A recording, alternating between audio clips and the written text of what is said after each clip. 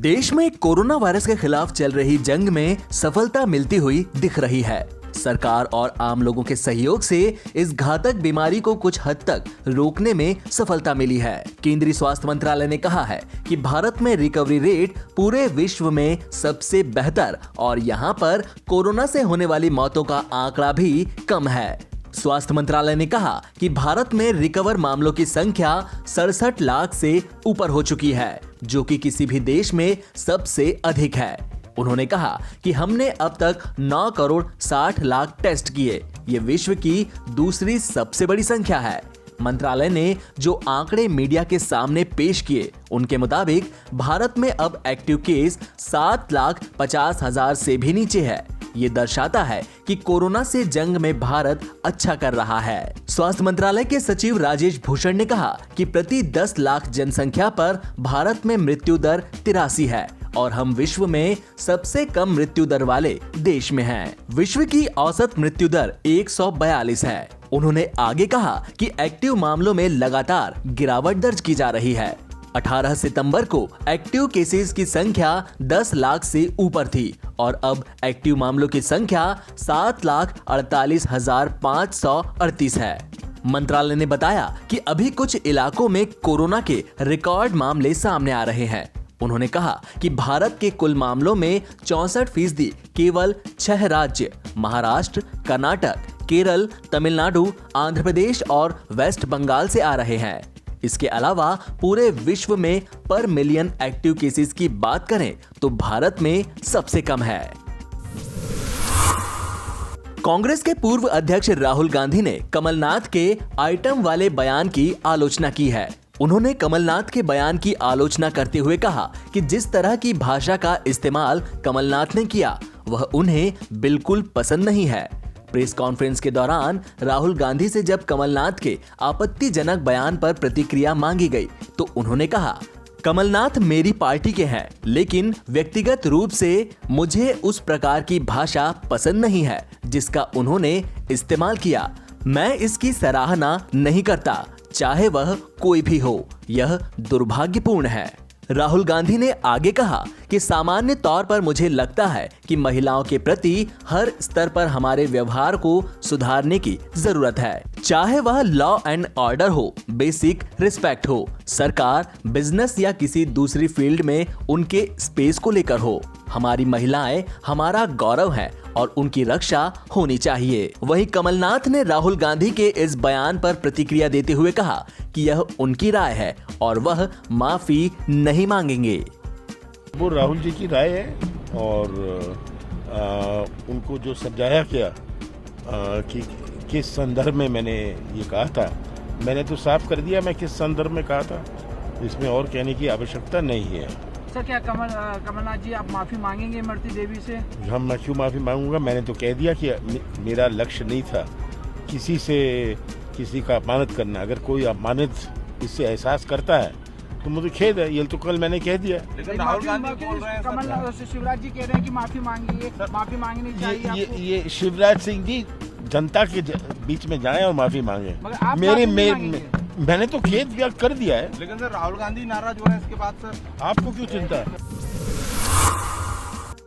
मध्य प्रदेश के पूर्व मुख्यमंत्री और कांग्रेस नेता कमलनाथ के आइटम वाले बयान पर अब राष्ट्रीय महिला आयोग की अध्यक्ष ने अपनी प्रतिक्रिया दी है। उन्होंने कहा यह बहुत निराशाजनक है। साथ ही उन्होंने कहा कि कांग्रेस इस मामले पर कमलनाथ के खिलाफ सख्त कार्रवाई करे। मैंने सुबह ही सुओमोटो ले लिया था इसके ऊपर और हमने उनको एक नोटिस दिया और एक इलेक्शन कमीशन को एक लेटर लिखा है कि इनके ऊपर कार्रवाई की जाए जो वो ठीक समझें। क्योंकि जिस तरह से उन्होंने बोला, एक महिला को जो उनकी कलीग भी रही है, जो उनके साथ जिस काम किया है, उसको एक आइटम की तरह, और उसके बाद वो जो हंसी थी वो एक विलेन वाली हंसी थी। जिस तरह मूवीज में विलेन हंसते हैं महिलाओं को उत्पीड़ित करके, उस प्रकार से वो पूरे ग्रुप की जो ऊपर स्टेज पे खड़े थे वो सब।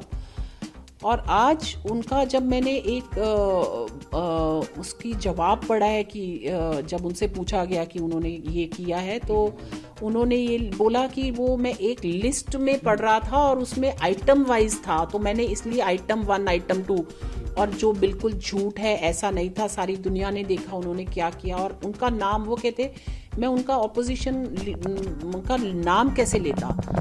मैं ये कहना चाहूँगी, और कमलनाथ जी अगर देख रहे हैं तो मैं उनसे पूछना चाहूँगी कि उस लिस्ट में उनका नाम कौन से आइटम पर था। क्या वो 10वें नंबर पे था, 10वें नंबर आइटम पे था? क्या महिलाएं ऐसे बात करती हैं? और क्या कोई महिला ऐसे बात करेगी आपके लिए कि आप आइटम हैं? आपको ये जवाब देना पड़ेगा। आप कौन सी सोच वाले व्यक्ति हैं, आप कैसी सोच रखते हैं महिलाओं के प्रति, ये नज़र आया कल स्टेज पर।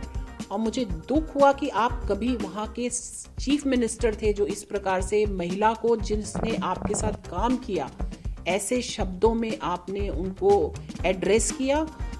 माफ़ी मांगने की जगह एक गलत एक्सप्लेनेशन दे रहे हैं, सबको पता है वो गलत है। और मैं ये भी कहना चाहूँगी सोनिया जी से कि आपके अगर पार्टी के लोग इस प्रकार की बात करते हैं तो कृपया उस पर संज्ञान लें और सख्त से सख्त कार्रवाई उन पे की जाए।